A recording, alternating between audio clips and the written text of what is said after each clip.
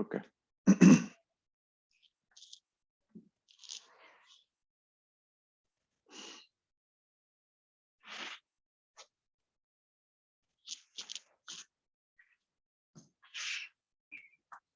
Good morning, Amit ji.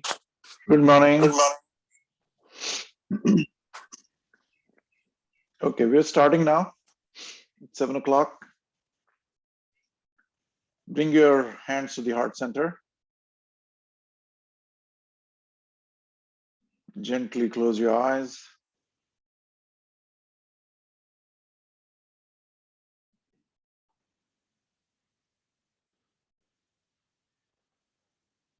And listen to your body, various things that are happening at the physical level. You can feel your heartbeats against your wrist. The chest is falling up and down. There's a movement there. The body's alive. Observe that the body is breathing without us doing anything about it. It just breathes. The heart continues to beat. The food continues to get digested. And a lot of things at the physiology that are beyond our control, that are beyond us. And some of the most essential things in the body are beyond us. Let's take note of that. Today we're going to talk about the whole phenomena that we are brought up with in the society. Achieve, achieve, achieve.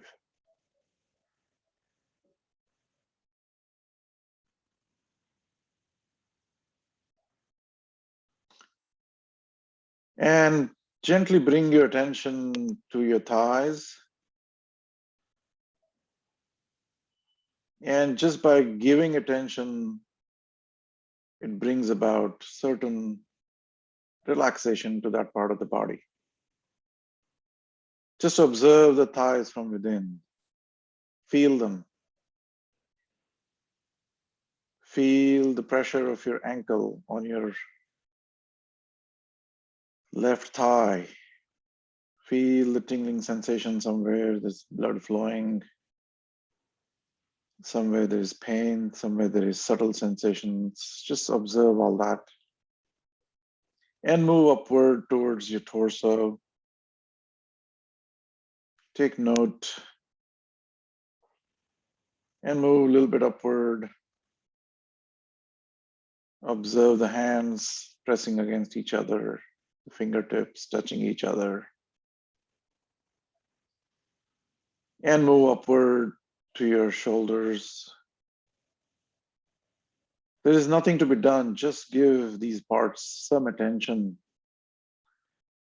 And it will take away any excess, pent-up stress. All you need to do is just the attention. And observation is not an action. You're just merely observing from within, inspecting, just looking without any thoughts in the mind. And then bring your attention to the crown of the head and let that attention just drip on all 360 sides, 360 angle. Let it drip as though somebody's pouring water at the crown of the head, and let that water drip down the back of the neck, the ears, your entire scalp, the forehead, the eyebrows, the eyes, the eyelids, the cheeks, nose, sideburns, cheeks, cheekbones, and lips and your chin. And finally, let the tongue rest in the buccal cavity in your mouth. Let it just rest.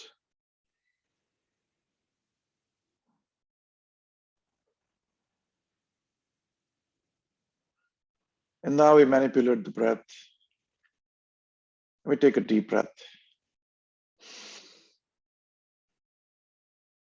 Om.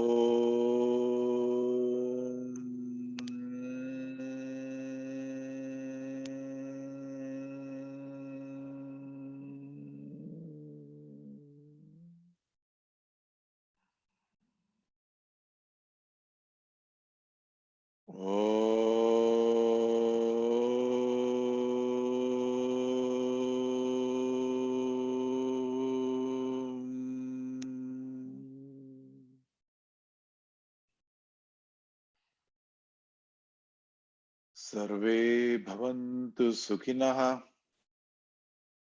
सर्वे सन्तु निरामयः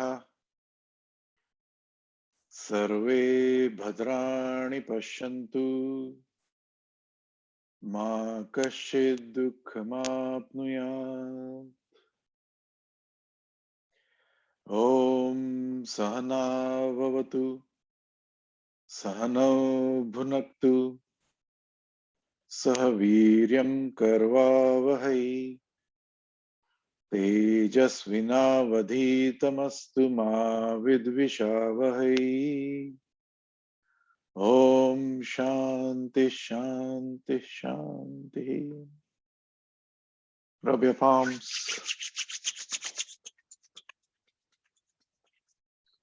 and gently cup your eyes. Put all that energy back into your system around the eyes, relaxes the muscles around the eyes. Massage your eyebrows a little bit. The top of the eyebrows with these fingers, put some rigorous pressure and just massage. And then massage the nerve that is in deep inside the pockets of your eyes. Give it gentle pulsating massage to that nerve. And below your eyes and open your eyes. Okay, good. So today we're doing restorative poses. We're doing some yin yoga poses. We'll need a belt if you have one. If not, just use a hand towel. That's also fine. Or use any belt, you know, the leather belt that you might have at your home. We'll need a block for certain poses. And I think that's about it. So let's just get started with it. We are going to hold poses. So here, let me explain. So those who are new, the yin yoga is honestly to me is the most traditional way of practicing yoga. And what it is you are holding the poses until it becomes more of a mental exercise. It gives the body a lot of time to settle in the pose and relax all the muscles. And we will be looking at, I'm giving you instructions about what you're doing mentally, what you're doing physically.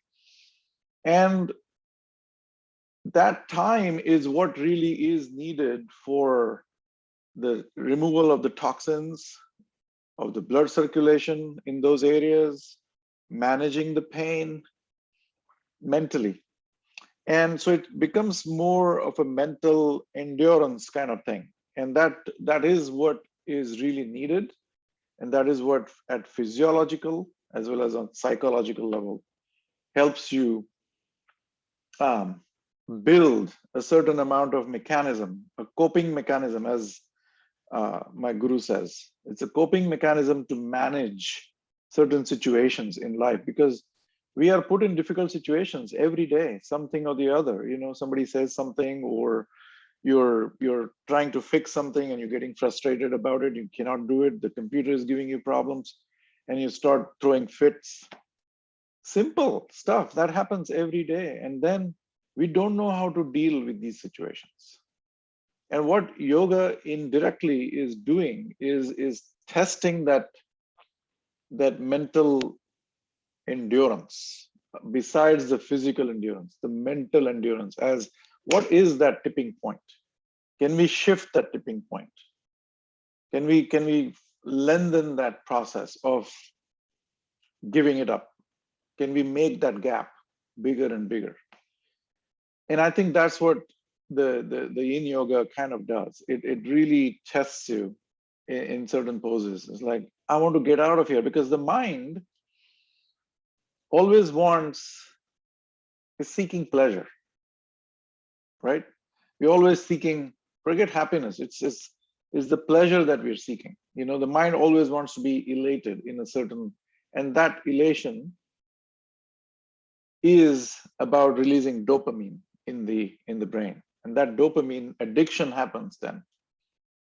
And when the dopamine addiction happens, that's one of the worst addictions that you can. And then you're constantly seeking something or the other in the outwardly world to have more dopamine in the head, the more dopamine in the system, out of the 4 happiness hormones, as they call them. And so when you have this dopamine addiction, the mind is chasing after doing things that are giving you that dopamine, so that you feel pleasurable. You're in this elated sense of being all the time, and you never settle down. And the same thing we do with other hormones. We're constantly eating stuff that is generating sugar in the blood, and then the adrenal glands pump in from pancreas, they secrete insulin, and it's a vicious circle that we are getting caught up into, right? So, and these are facts. I'm not making this up. Observe what is going on in the brain. Observe what is going on in the mind. And you will realize that the mind is constantly chasing. I cannot keep my phone for more than 30 seconds in the pocket. Involuntarily, the hand reaches out to the phone and then you grab it. And we are not aware of that, right? And so they say that the texting and looking at the screen also releases happiness hormones, just some like dopamine and some like something else. So let's be aware of all of that today. And we are going to suspend this process of chasing after something. We're going to try to suspend the process of constant chattering of the left brain, suspension of that process of constantly trying to bring about the change here as well as outwardly. Somebody has said, I think it was Gandhi, that be the change that you want to see out there. Now, to me, that is a very stressful dialogue, to be honest. To be that change, constantly you're torturing yourself mentally, torturing your body, torturing your brain, torturing your mind. I know I'm speaking controversial stuff, but observe that and you will realize that if change is the only constant, somebody also said that, then isn't that target that you're chasing after, isn't that target also shifting? Isn't that target also changing? If that target is changing, what are we chasing? Constantly chasing after something, right? So let's take this hour, let's take this time to put that all aside, push it all out from this room and just be, okay? All right, here we go.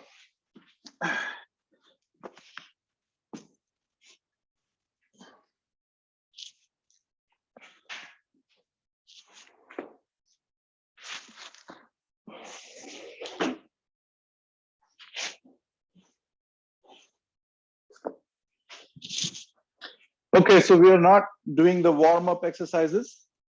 So we'll start with the frog pose. Some people call it balasana, some people call it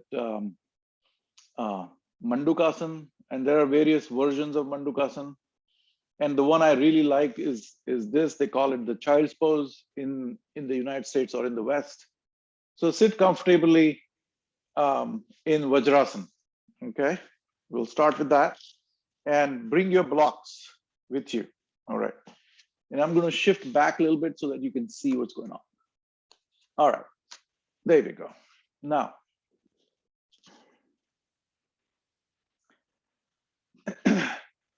take the left knee and move it out. Take the right knee and move it out. You can move it as far as you can, as much as you like. You know, it doesn't have to be restricted to the width of the mat. And then take the block. Okay, make sure your toes at the back are still touching each other. Okay, and take your blocks and then start walking with the block. And don't push yourself too much. Let's say if you are able to do this pose to this degree of flexibility, I would push it to about 80%. Just like, you know, you don't want to push it too much because we are going to stay in this pose for a while. So it will make you very uncomfortable after a while. So let's keep your blocks going outward, outward, outward. And if you don't have the block, it's okay. You can walk your hands. Keep walking your hands. Okay. The block is good because it's going to give you a good curvature in your back. This is why I'm using the block. So your hands are a little bit 3 inches above the mat, and keep walking them. Keep walking, and then lay your hand flat on the on your blocks or on your mat, and then put your head down.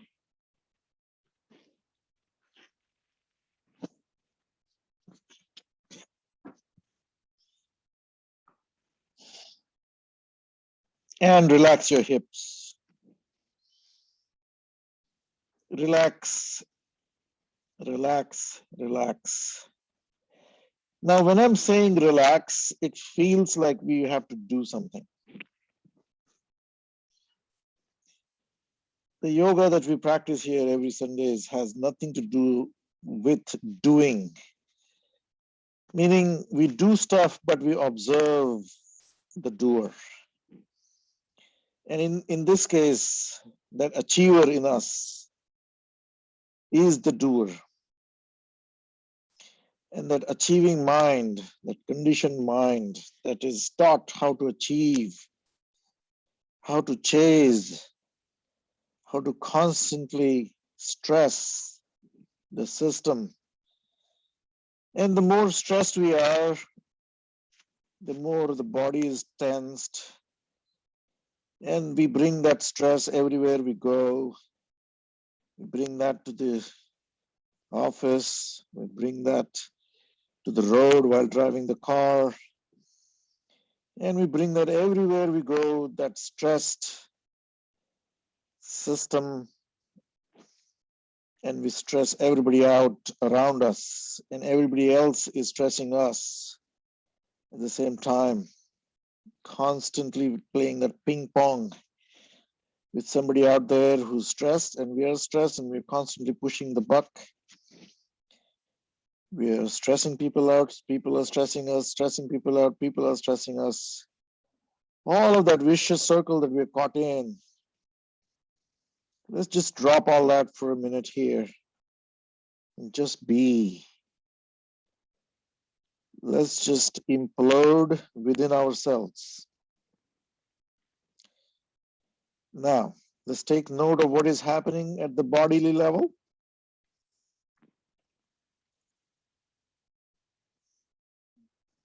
There is pain developing in the hips.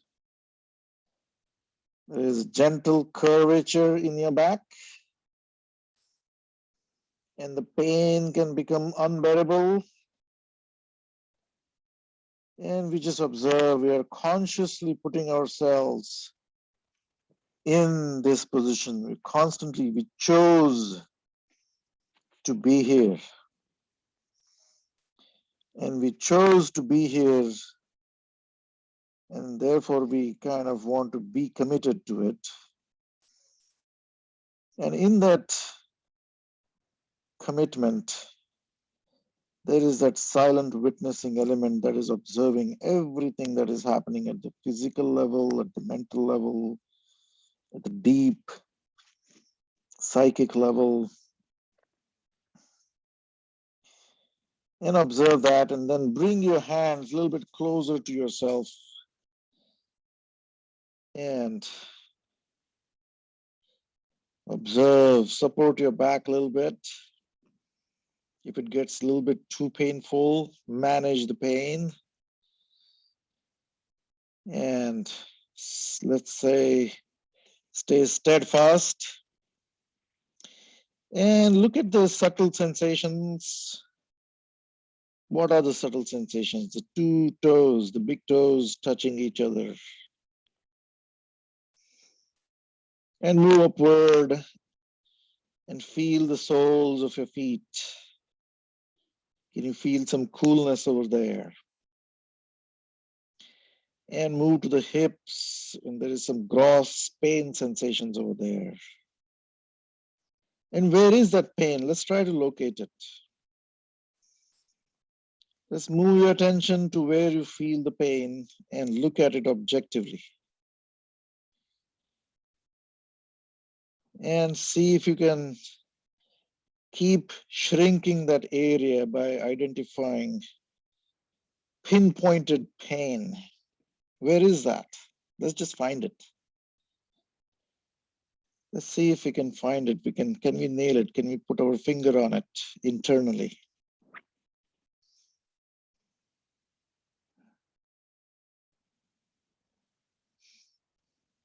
Look at your own breath rate. Is it normal? Are you breathing heavily or are you breathing subtly? Observe that. Is there a subtle breathing process going on? Is that breath shallow or is it deep?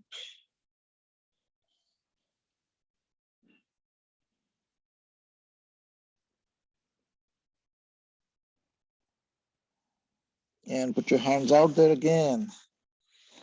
Take them off the blocks if you need to.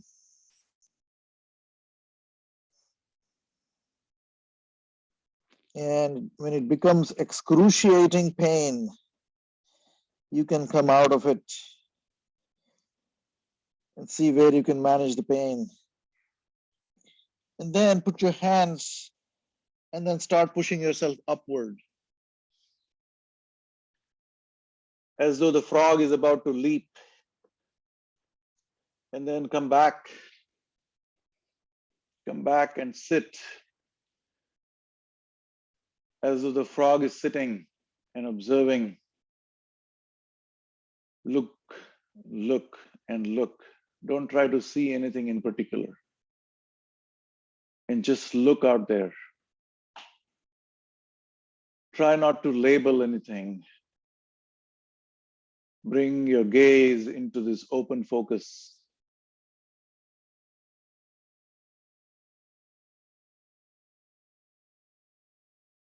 And that will relieve some of the pain.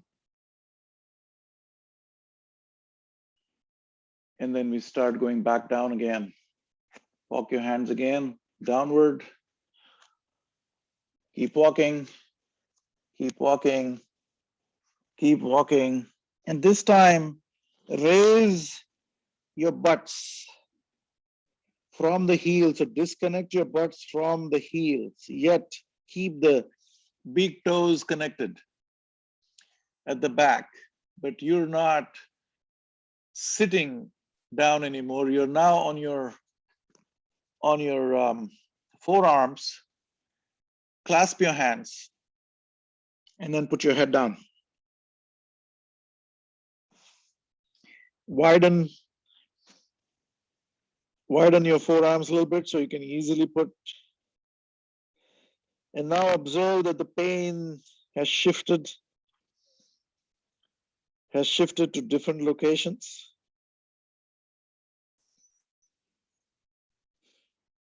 Observe what is going on with the back.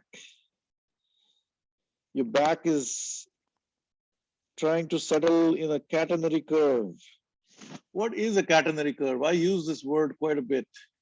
So if you hold a necklace in your hand, the necklace basically assumes a certain natural curve just because of the gravity. And that is a catenary curve. And if you flip it upside down, then it becomes a catenary arch.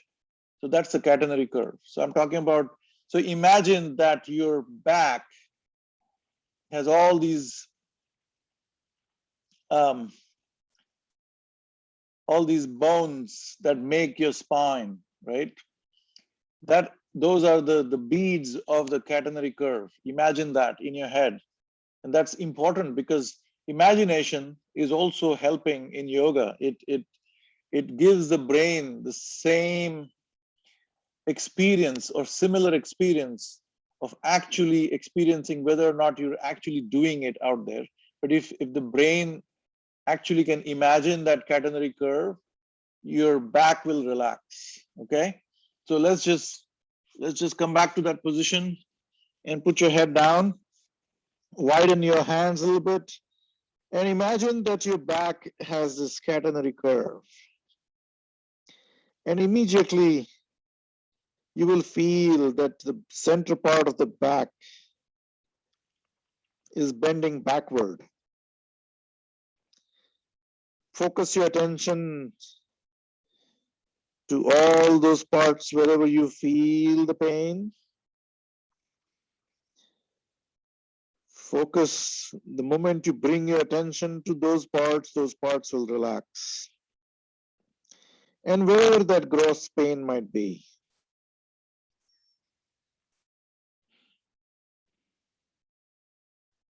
completely relax, let it all go. You're not trying to achieve anything here. You are left on to yourself.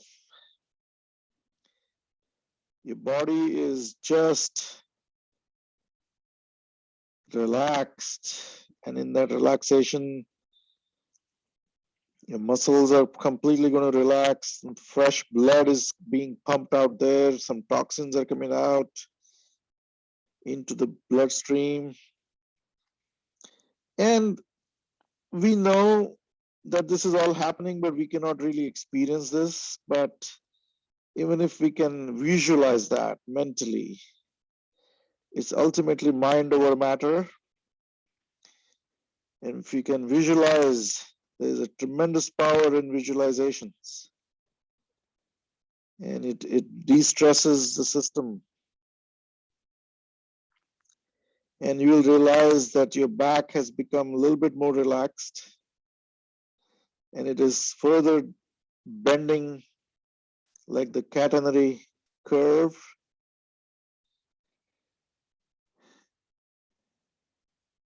Right from the neck all the way to the back, all those bones are relaxed. All those muscles around the spine are relaxed.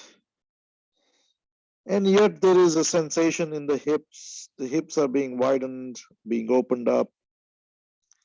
This can become a mental pose. It can test the endurance of how far you can endure that mental pain, that physical pain without complaining. That is important.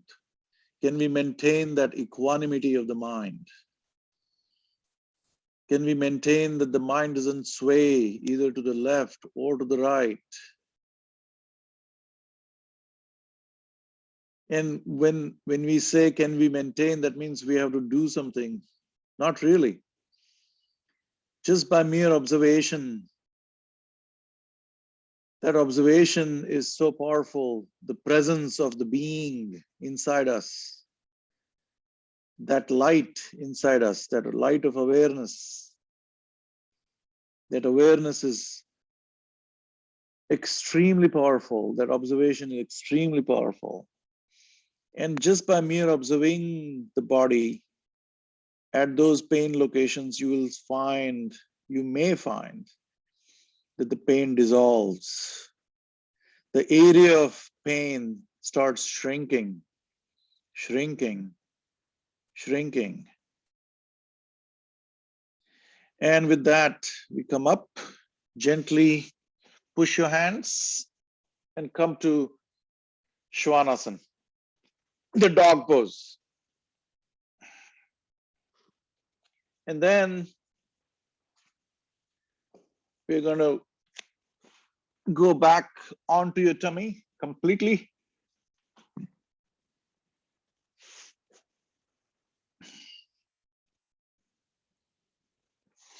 Put your hands by the side. Or let's do this.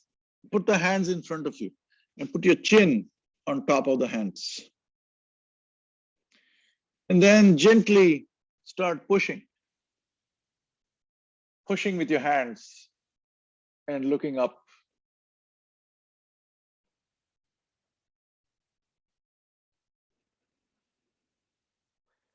And this is going to be a little bit tougher position. Those who have any problems with the shoulders, any kind of frozen shoulders, do not exert that pressure on the shoulders or your hands. What you can do is you can put your elbows down and just be in this Sphinx position. And even if that is painful to your shoulders, don't do this exercise, okay?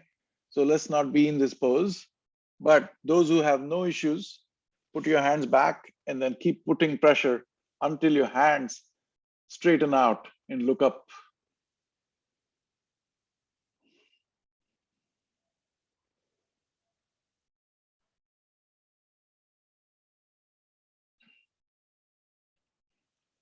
And by holding these poses for a long time, the maximum benefits happen when you hold them.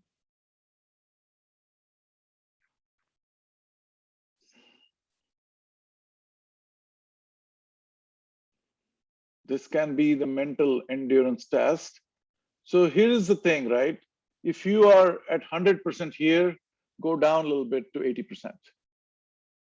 Okay, if this is your 100%, then go down to about 60%, like this. And push, and then put your hands out, and then completely straighten them. And look up. And this backward bend is a version of Bhujangasana. It's the excited cobra. Bhujang. Bhu is the earth. And Bhujang, Janga. Janga is the lower part of your body. That which crawls, hugging the earth, is the Bhujang.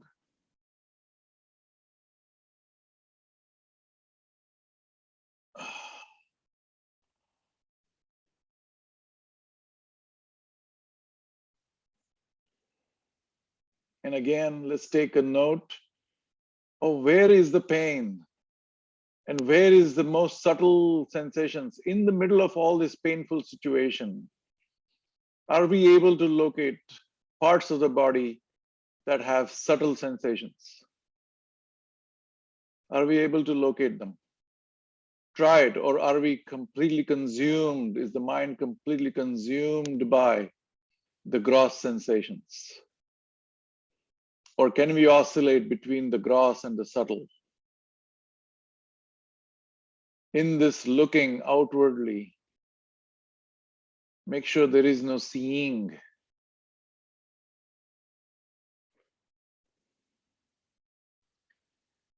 We're not labeling anything, we're not seeing anything in particular, but we are just looking out there. And what that does, it brings that outwardly flowing energy. When you try to see something, the energy goes out instantly. It activates the brain, it activates your mind, your analytical brain starts analyzing whether it is green or red or blue or yellow, or what is the shape. You look at, I'm looking at clouds right now, my mind is trying to find some shapes in the clouds. All that is just a fiction. All that is just a figment of imagination out there. None of that So just look.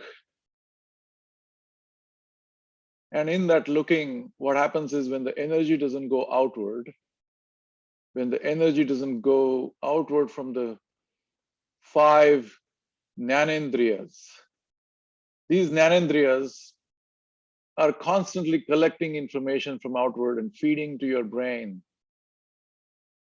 And we are suspending that process for a minute by not letting that chitta flow outward. Let's not let that energy flow outward. And when it doesn't flow outward, the energy is still there. It has to go somewhere. It cannot be stored. It cannot be generated, neither can be stored. So where does it go?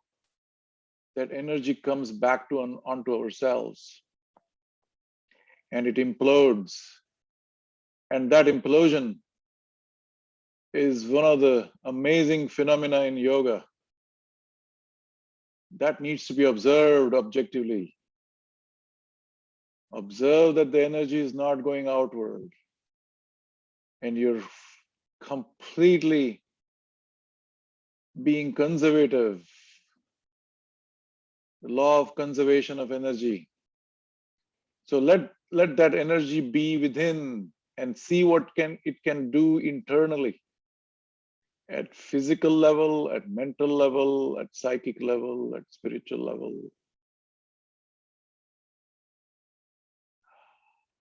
Wonderful.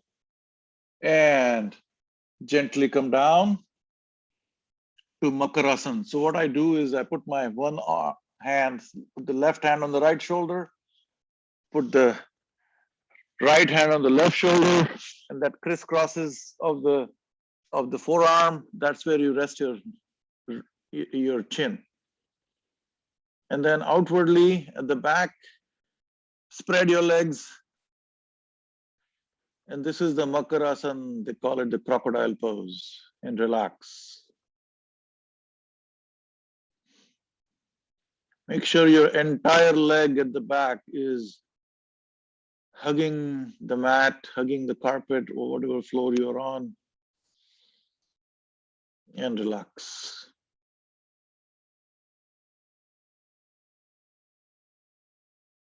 Very good.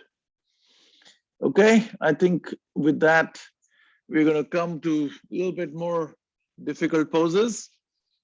And one of them, since we're talking about observation, let's just continue our objective observation out there.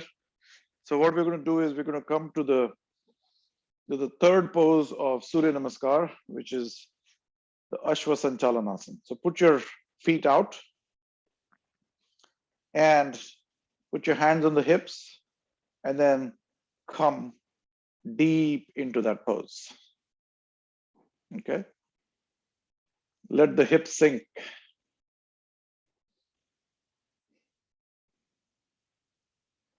And uncurl your back toe on the left leg.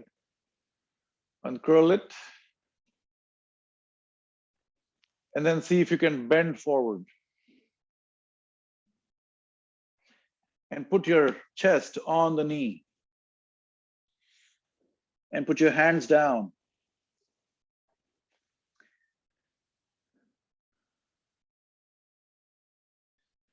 And now we are in the Ashwa Sanchalanasana. Ashwa Sanchalan is the pose, the third pose of the Surya Namaskar that we do every week. If you cannot be here comfortably, you can put your blocks on both sides and then be here. Put your hands completely grounded. If this is difficult, you can rotate your block and then put it like this. So give a little bit of support, okay? We're not torturing the body, but we are purposely going into difficult situations, trying to simulate that mental state, that what happens in the mind when we are put in difficult situations in life. How does the mind deal with those things? When somebody honks at you and you're driving for no fault of yours, how does the mind react to that? Somebody cuts you on the road how does the mind react to it? Because the mind is constantly oscillating between craving and aversion. And what is the craving? The craving is to seek pleasure. And what is the aversion? Aversion is to get out of the situations where there is difficulty, unpleasant situations. So there is a flight from unpleasant situations and there is seeking of the pleasant situations or pleasurable situations, whatever they might be. It's up to your imagination, whatever we can imagine. And whatever that mind is doing, it is constantly oscillating between the pleasure, between the craving for the pleasure, and trying to avert situations where there is unpleasant situations, right? This is what we do every day, whether we know or not. Okay. So we're trying to constantly buy something that is going to give us that pleasure, the latest phone, the latest car, the newest house there is, everything we want it, the latest and the greatest. And what does that do? We talked about the dopamine earlier. We're seeking that happiness. And in that seeking, we make ourselves more and more miserable. The seeking itself brings the misery. So let's stop seeking. And how do I mean by stop seeking? So that means there is something else to be done to stop seeking now. No, that's not what we talked about. Here and now, just be, and the seeking will stop. We're not seeking anything, we're not achieving anything. We're just in this moment imploding onto ourselves. And put those blocks away and go deeper into the pose. And let's scan the body from the tip of the nose to that farthest toe out there. And let's recognize the spots wherever there is discomfort, wherever there is pain, there is that essential tremor in the body, wherever that tremoring is happening. And put your entire weight on this thing and relax. See how uncomfortable you get. And you try to shift from here to there, trying to manage that pain.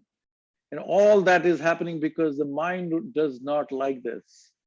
The mind absolutely is saying from within, get me out of this pose. The body is screaming for help.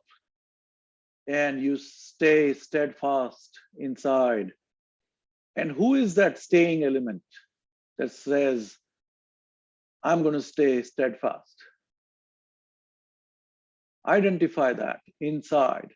Who is trying to put that effort from within and saying, no matter what happens, I'm going to be in this pose. Even if the snake comes and is about to bite me, I'm not going to move.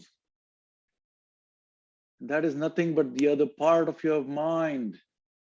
And that is that mind, that ego that is now rising.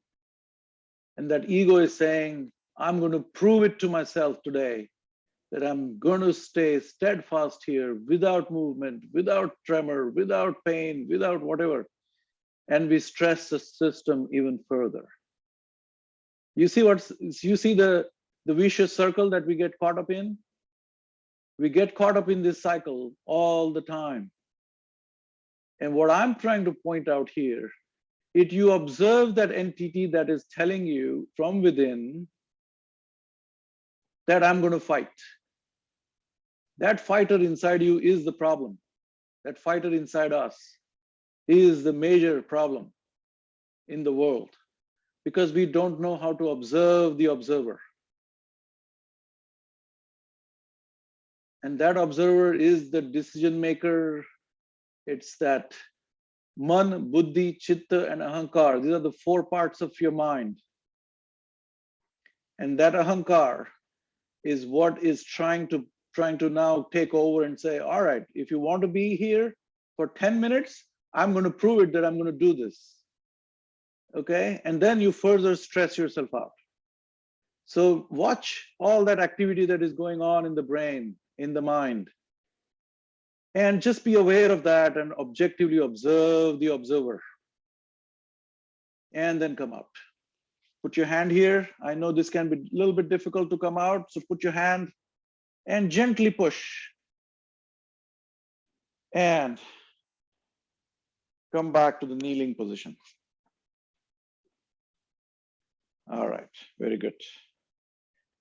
So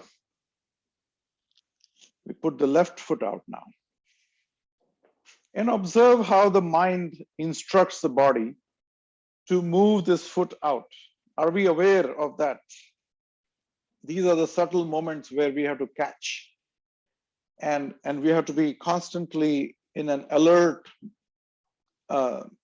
mode, if you will, but that alertness is of that being, that which is aware of everything that is happening. That alertness, that awareness is what we're talking about.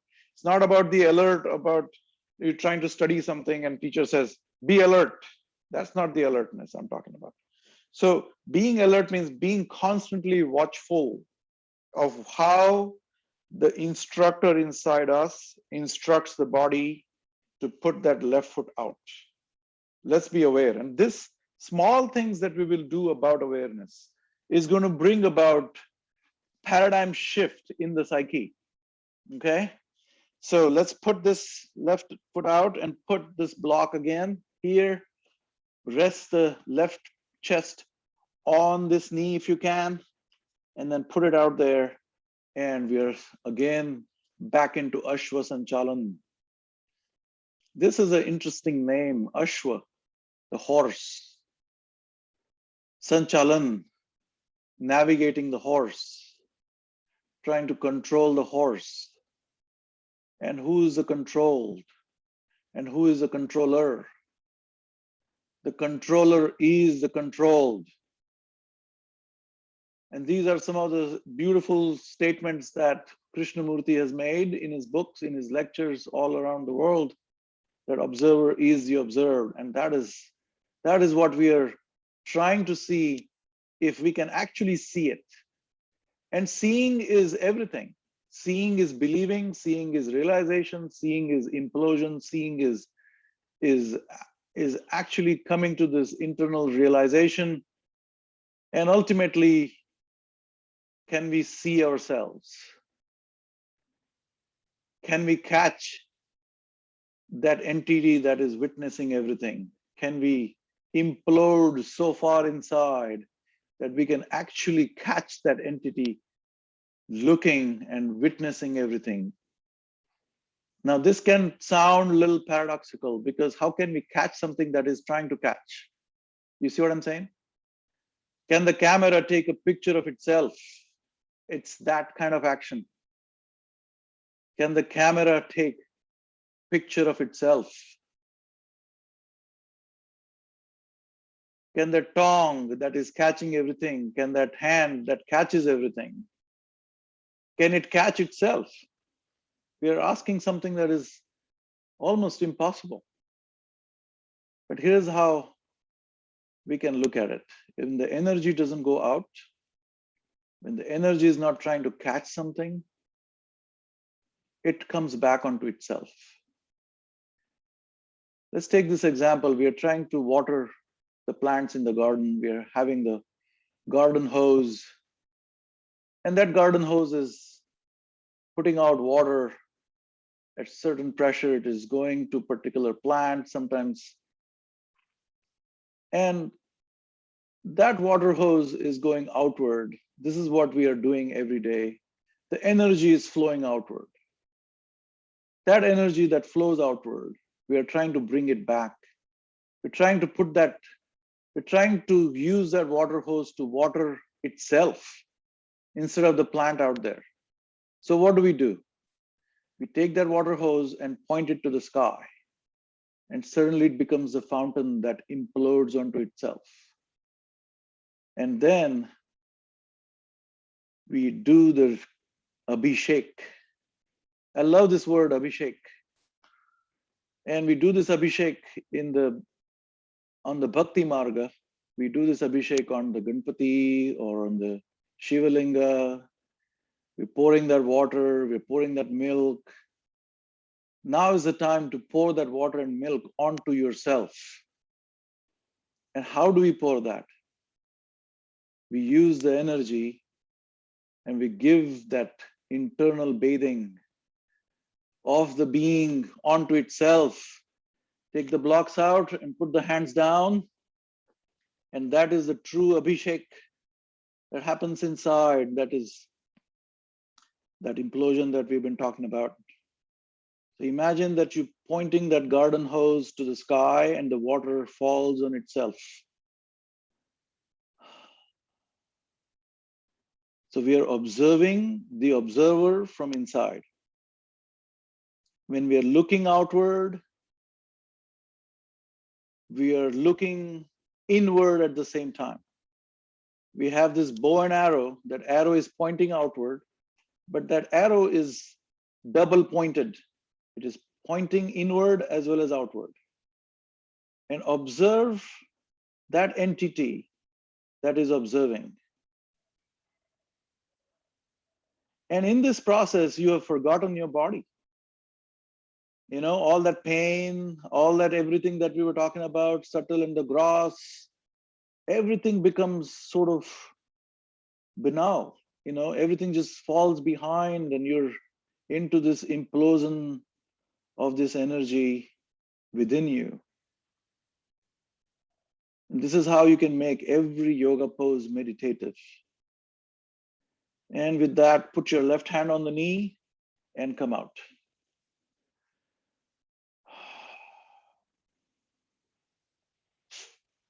Wonderful. Now, we're going to go into Kapotasana. And this Kapotasana can be a little bit more challenging. So use your blocks. So what we're going to do is we're going to put the right foot out again and put it in line with the left, your thigh. Okay, put the right foot in line with the left foot. Left thigh. So it's not here, but right in front of it. Make sure this is 90 degrees. And then you're going to bend like this. Let it fall on this side so that the sole of the foot is facing to the left. And try to get that alignment. Get your knee. If you draw a line straight, it should basically kiss your sole of the foot. If it is not aligned, move it a little bit to the right side.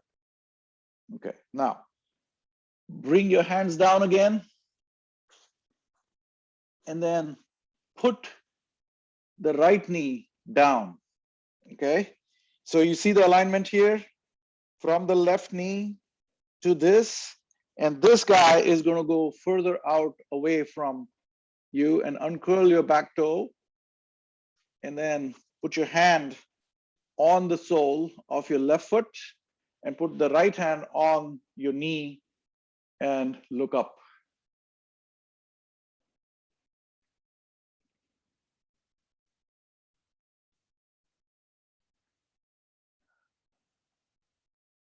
This is another position. They call it the Raja Kapotasana. There are various variations of this. So let's not go into this kind of, internal discussion about whether this is the right pose, whether this is really the Raj Kapotasana, or whether this is, nothing really matters. Okay. For us, this is the Raj Kapotasana right now. And even if, let's say, we take away the name, then what is happening? Take away the name Raj Kapotasana and just be in this pose and look at what the body is doing. Look at the acrobat of the body. Look at that crooked pose that we are in.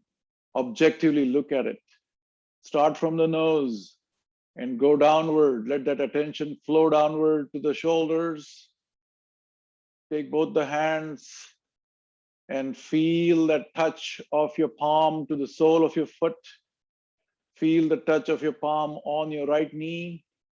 Again, these are all names, and I cannot talk if I don't use some of these labels. that whether this is a hand or the sole of your foot or the knee, and all these are again just the names that the humans have come up with. The physical reality has no names. And we give all these identifications to things, and this is how we condition the mind. And let's just go away from that conditioning for a minute and take a complete note of your body in 1 second. It's like, what is this physicality that we are trapped in? What is that physicality? What is the Prakriti doing right now? The Prakriti, the body is the part of the Prakriti, but the being inside that is observing the observer is the Purusha, is the Shiva. So the Shiva and the Shakti are in complete communion in the body.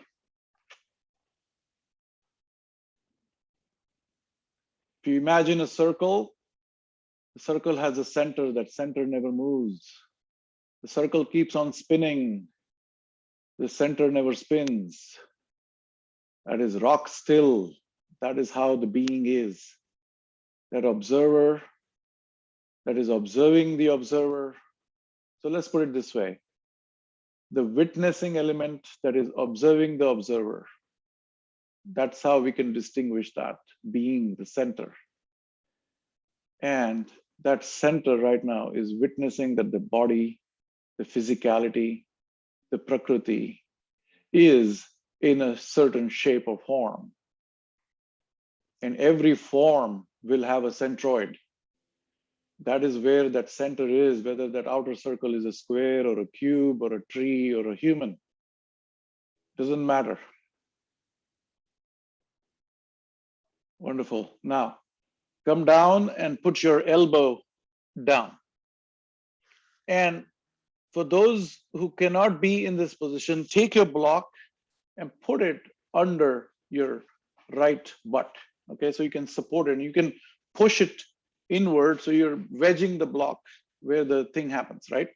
And then put your arm down with these 2 fingers, grab the right toe, the big toe, and put this arm so your both forearms and the shin are almost parallel to each other. And then let the head drop down.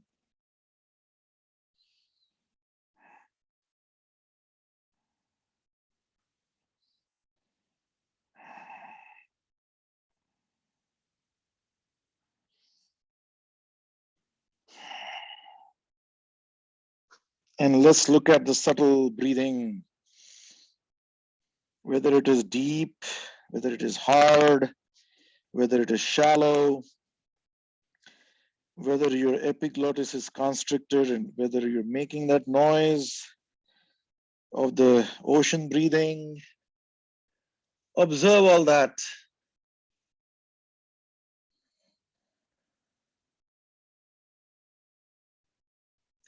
You know, remember when we are in this difficult situation sometimes and we are really getting angry at somebody and we're trying to control that anger, and what happens to the breathing at that point in time? We all know that we don't want to say a word, but we are boiling from inside, and that's when the breathing becomes hard, and it becomes, you can start hearing yourself breathing, your epiglottis gets constricted, and maybe you turn red from within, but you cannot do anything about that situation. You're helpless from within. And that's that built up pressure. We are in that pressure cooker. We cannot do anything about it. And so this is where the yoga steps in and says, just observe.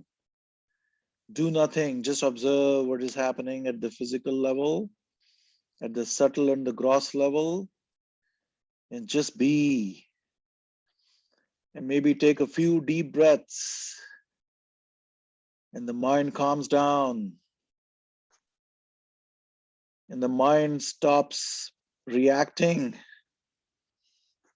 And then see if you want to put your hands outward and then completely put your forehead down.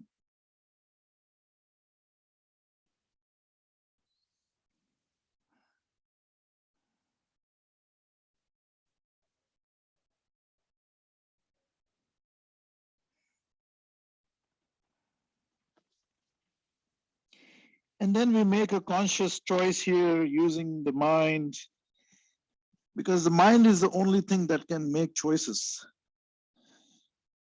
And those choices are coming from the conditioning of the mind at the same time.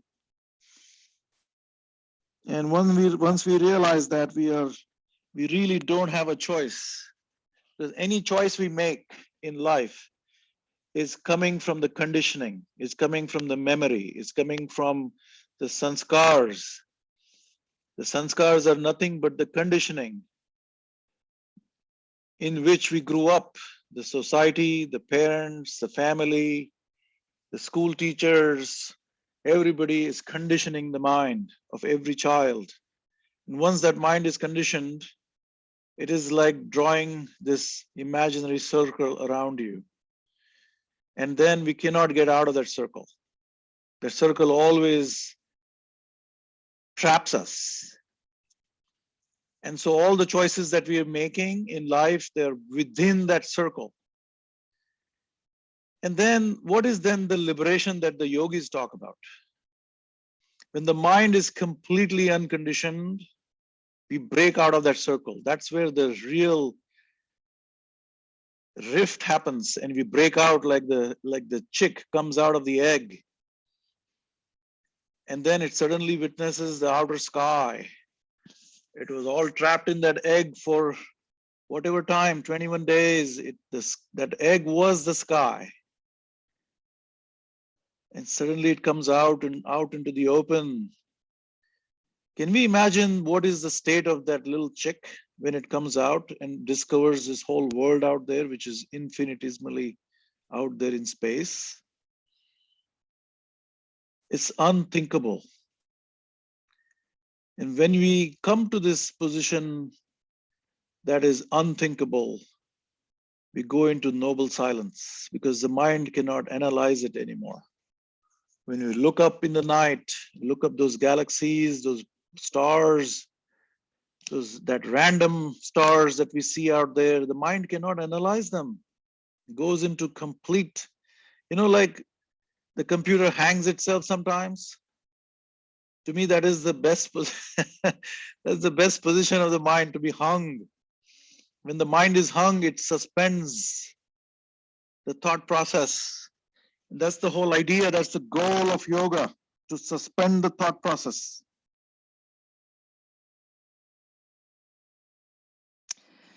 And we gently come up. Use your hands to push. And look up one more time. Give that reverse curve to the back. And come out of the pose. Now we got to balance the body out. So we got to do the left side. So come to the kneeling pose again. Observe how the body is moving in space and time. The space and time phenomena is about the duality that yoga talks about. The Dvaita and the Advaita.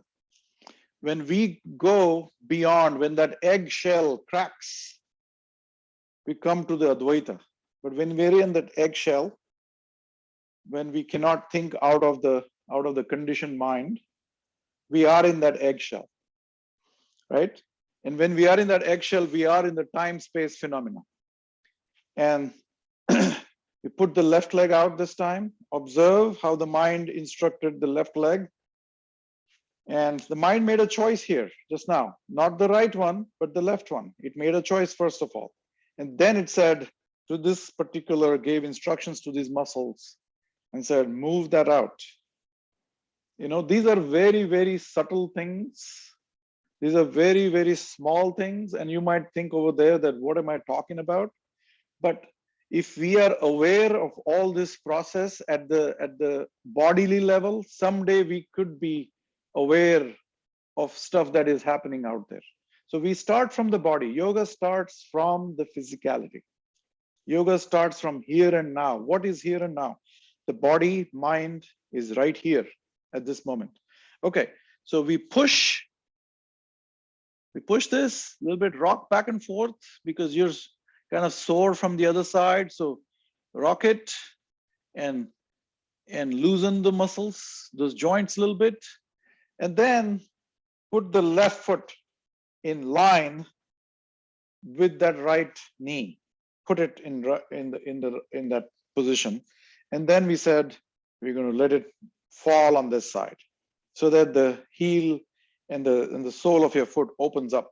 Okay, when it opens up, we're going to go down, put your hands down, and then see if we can rest this knee down. Put that knee down, and that knee is going to go outside of that shoulder. It's not going to be within the shoulder line, and let it go out. It's okay. That is normal. Okay, because it depends on your height essentially. So now we're going to grab this foot, grab the sole of this foot, make that right knee go backward. So you're getting that nice open hip position, and then put your hand on the left knee and look up.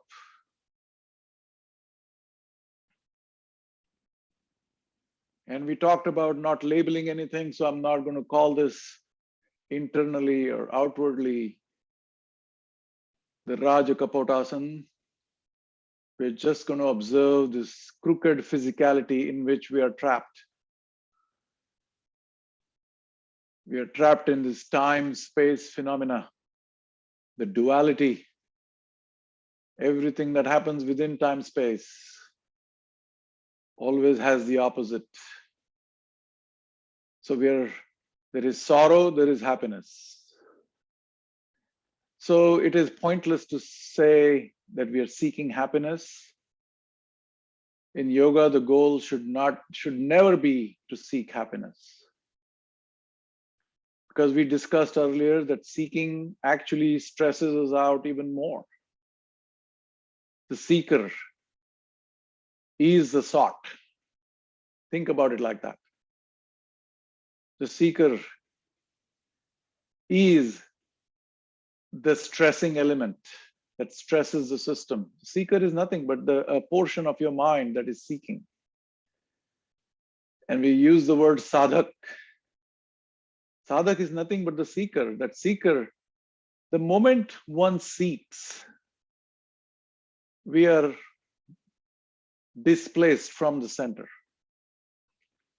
The moment that seeking happens, we are displaced from the center and we are thrown back into the time-space phenomena.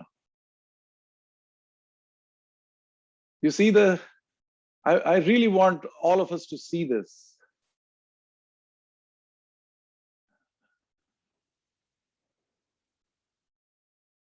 Therefore, seeking is actually not the most ideal thing.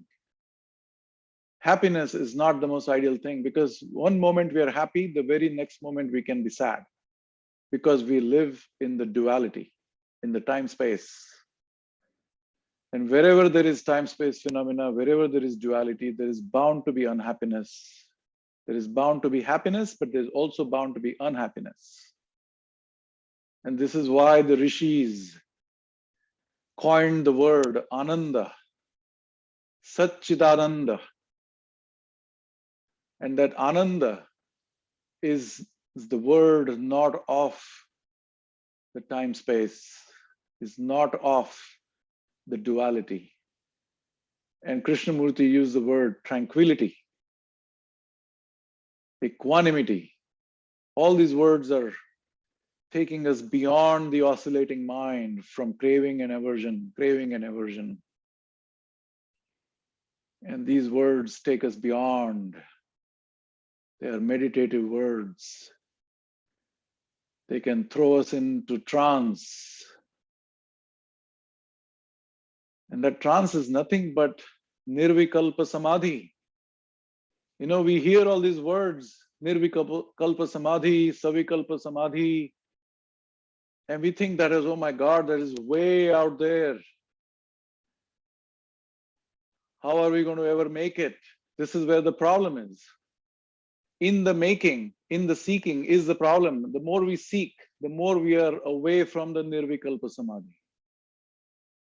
So just look and let that implosion happen within. And again, realize that you are far beyond the physicality we are in right now. We're just looking into the space without any thought process going on. Fantastic moments in yoga. And then observe the mind instructing the body to come down. Grab the big toe on the left side and put those two forearms down and go deeper in the pose and look down. Let the head just hang.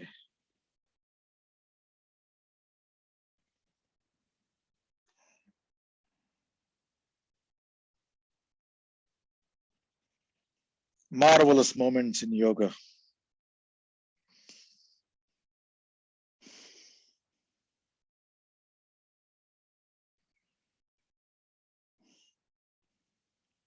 Observe that the body is breathing. If it is shallow, it is shallow. If it's deep, it's deep. If it is Ujjayi breathing, it is Ujjayi breathing. Just observe.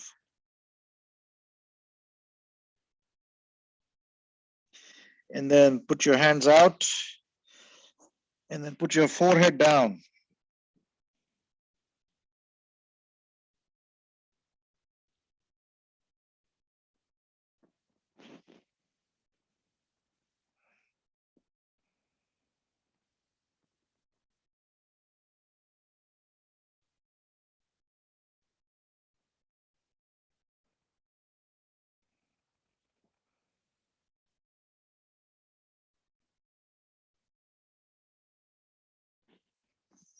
Listen to your heartbeats.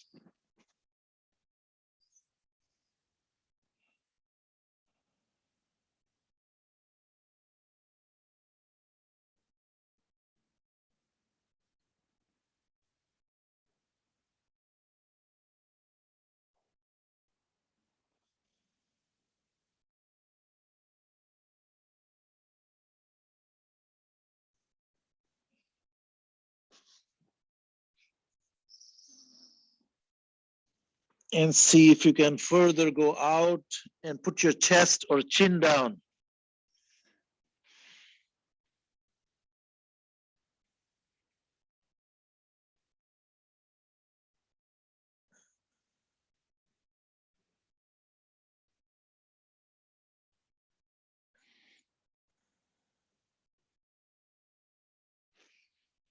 And gently come up.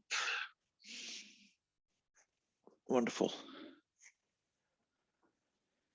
Okay, and then come out of the pose, push with your hands, and come to the dog pose again. So we haven't done any twisting today. So let's try to see if we can do a simple twist using Bharadwajasana. And what we have to do is sit sideways like that. Sit in Vajrasana like this. Okay. And put your blocks away. Maybe put a block right here if you need it. Okay. If you don't need it, that's also fine. So, and then shift these legs or feet on that side. So if you've seen Gandhi sitting while lecturing, he would always sit like this, right? And because he was wearing the loin cloth, so he could not sit crisscross. So he always sat like that. And he always kind of sat in the Bharadwajasana. if you really think about it, while doing his charkha or doing whatever he did. Okay, so and then keep this parallel or perpendicular to your mat like that. Let this slide, like fan these feet or your thighs, fan them this way so that the feet are on that side. And then, okay, wait, I need some more space. So I'm going to move a little bit on this side because you will see why I said that in a minute. Okay, so we come back again. Sit in Vajrasan, put your hand on this side and shift your butts so that the butts are now on the ground and you support with this hand, okay? And then Bharadwaj typically wants you to twist and wants you to twist, okay? Like this. So when you're twisting, you're not getting enough twist here, right? So what Iyengar method is that you take this hand and you let it slide. And you take this hand and let it slide. You come to this position. So you can see how much you already twisted because your shoulders are no longer in perpendicular to this. Okay, so we're going to now go down, go down, go down, go down. If you cannot go down like this, put your elbow down like that. Okay, but do not move these legs at the back. This thigh should be still here. And you go down, go down. Do not shift, just go down, down. Now, if you cannot go down anymore, you can put the block right there and hang on it like this. Put that pressure. And so now you can see that my shoulders are parallel to my thigh. Okay. And that is the goal. The goal is to get that nice twist. Now, if you can do without the block and put it downward like this, and then go further down, and then get your hand out there like this. So those who are suffering from frozen shoulder, please be careful. All right, and then put your chin down and put your hand out there and relax.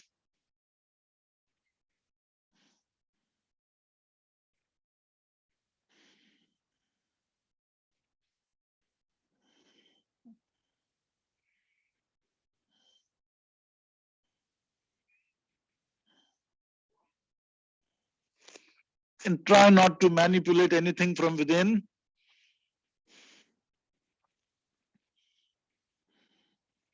Unfortunately, I cannot talk with my chin on the ground. But let's just be here, calm and quiet and composed.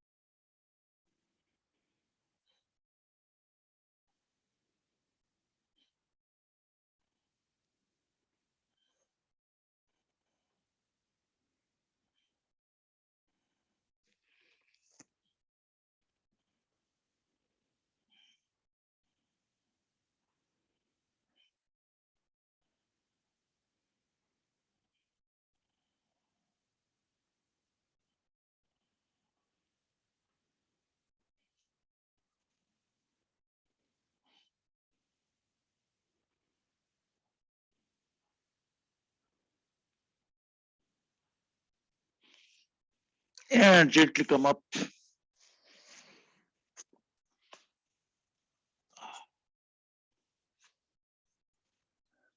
Okay. And then we do the other side. You always have to balance the body out. So sit in Vajrasan.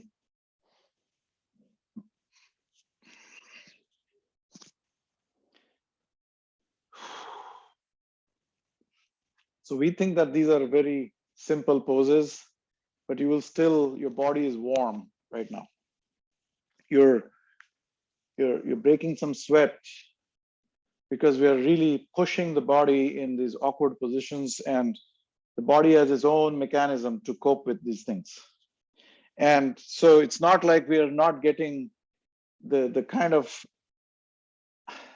stimulation in the body. It's not like that, right?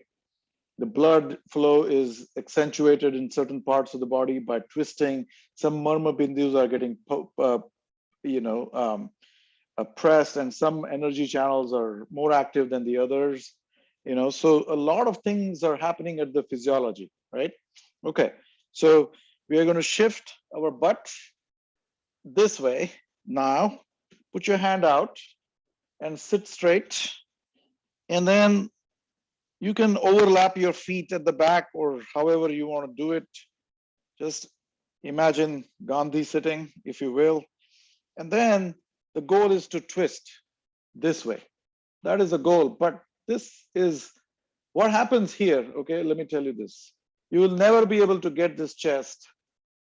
You'll always stay in 45 degrees like that, unless you're super flexible. But if you want to get that 90 degrees, you may hurt yourself, because we are, again, that efforter comes in play here. Their ego comes in play. That's something that is inside and say, okay, I'm going to do this. No, we're taking the doer out of this game. No more doer. So how do we then manage? Then who is going to do it for us, right? So there's a natural force called gravity that takes care of us. That makes us stand, that makes us sleep, that makes us walk, everything that happens. Take away the gravity, we won't be able to do anything in life. So that natural force is what we're using in yoga here. Okay, so take that block. If you want to keep it here, that's fine. And start walking outward, outward. And make sure that this thigh doesn't move. It is rock solid right here, perpendicular to the mat. And then now we are going to twist and put your chest on this, so that will give us not the 45, but the 90 degrees.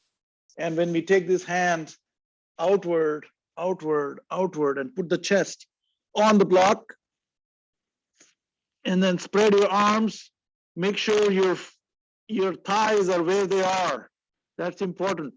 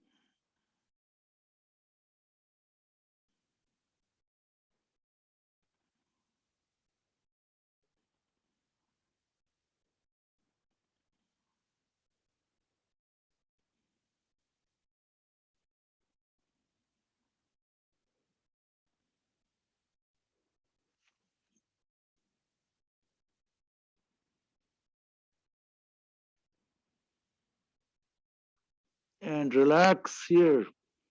Let it all go.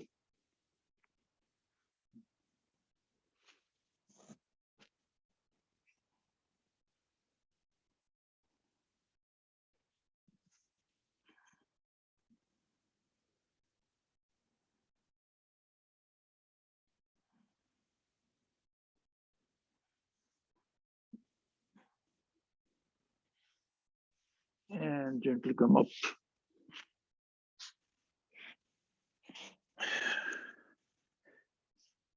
Very nice. Okay, so I think we maybe, yep, we're almost there. So I wanted to do one more pose, but I think it's already 8:25. So let's just close the session. So sit on your block.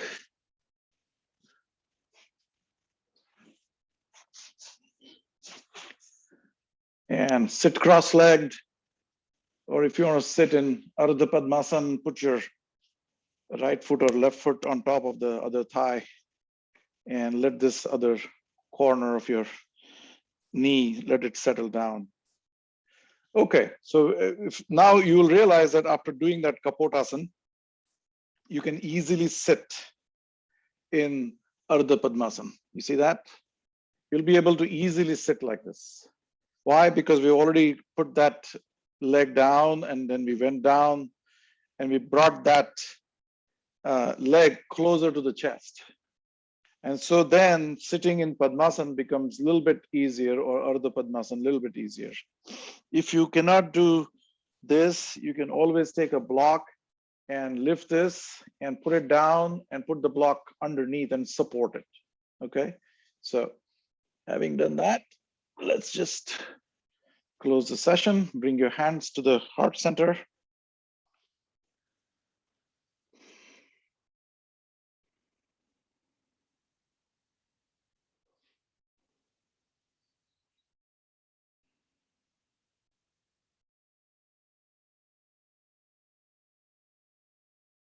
And the entire physical exercises, entire physical poses are geared towards, or rather preparation to be able to sit, unwaveringly sit in one position for 4 hours and 32 minutes. When you sit in for 4 hours and 32 minutes in one pose, you gain this something called asana siddhi.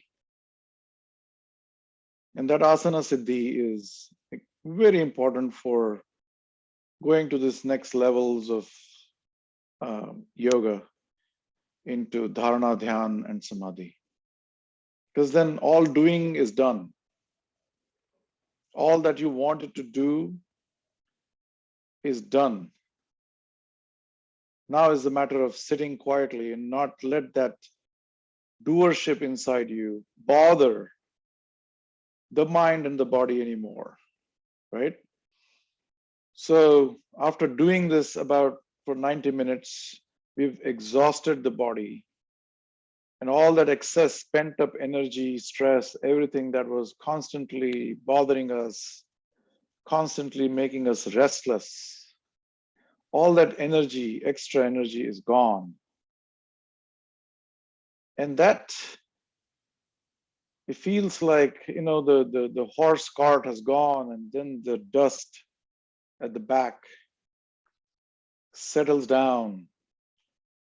And then that once that dust settles, everything just calm and quiet. And let that horse run wherever it wanted to run. But you are now in this quiet mode.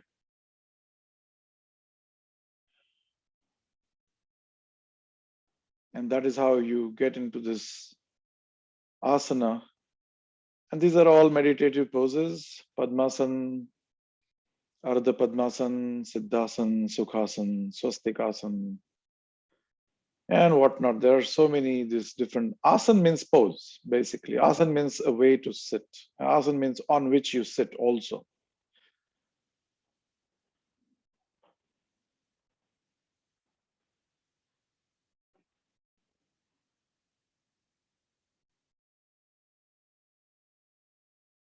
Take a deep breath. Om.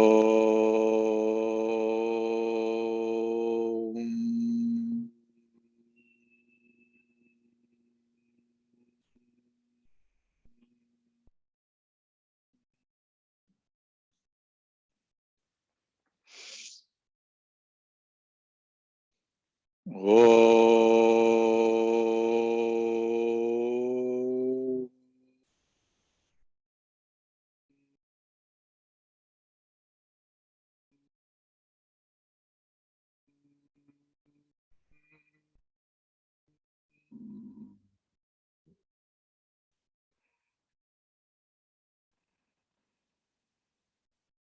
Om.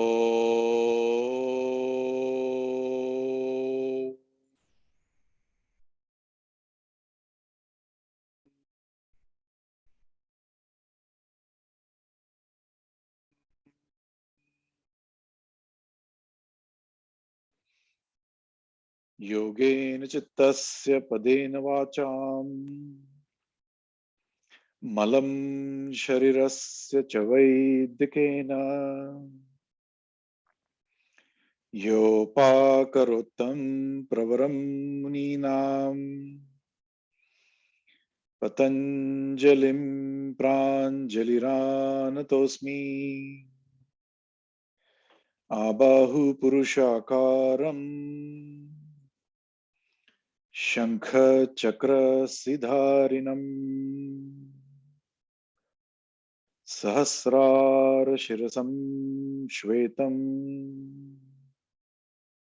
प्रणमामि पतंजलिं हरि ओम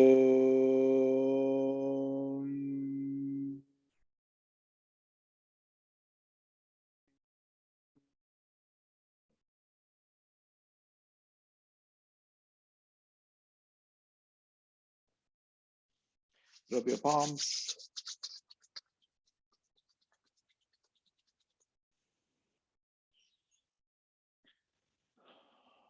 look deep inside, don't put any pressure on the eyelids.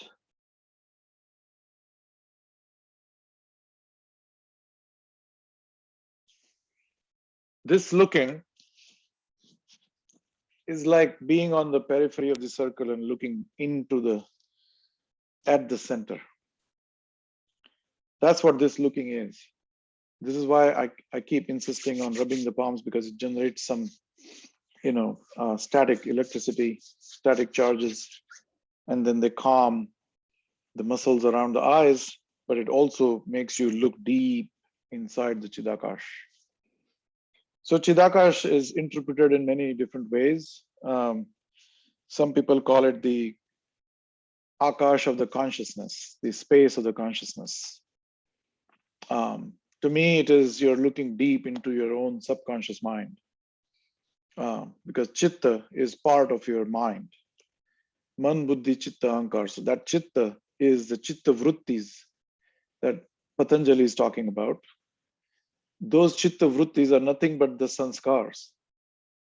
We have the good and the bad sanskars, both of us, both of them inside this Chitta, into the subconscious. And whether you believe it in past lives or not, but they say that the prarabdha is coming with you, all that past sanskaras from the past lives are all accumulated into this Chitta. And that same Chitta then is born in another body. And that's why sometimes you find these child prodigies. A 10-year, 9-year-old kid is playing piano that even the best pianist in the world cannot play. And where is all that? So I do tend to kind of subscribe to that idea that yes, maybe it is possible, but I have no personal experience of it. So this looking down into the Chitta is about trying to see your own conditionings in the Chitta that is causing the Chitta Vrittis. And these Vrittis are not letting us sit in one place or not letting us live peacefully. They're constantly pushing in one direction or the other. We are polypsychic. So Mahavir used this word Bahuchittavan. 2,500 years ago, Mahavir had already said that man is polypsychic. And all this polypsychicness is coming from this Chitta Vrittis, sometimes, and all this, some people are bipolar, some people have all these disorders. Those are all coming from the Vrittis. So once you, through yoga, through meditation, through pranayam, through all of this, we are uncluttering all that Chitta inside. They call it the Chitta Mala. What is Chitta Mala? Chitta Mala is nothing but the psychological knots inside that create these vrittis inside us. And certain things we are able to do, certain things we are bound in that circle. Remember that circle we were talking about? These vrittis create a circle around our own being, and which is what makes each person different than the other. And those reactionary behaviors are coming from this conditioning of the mind that is around the being, that eggshell, the idea, the goal of yoga is to basically break out of that eggshell so that we are under this akash, So they call it ambar, right? The ambar is the akash, which is limitless, which is infinite out there. And with that, we close the session today. Thank you guys for taking the time and being with me, spending your invaluable Sunday morning away from the family. And thank you, Amitji. you're welcome. I hope you all enjoyed.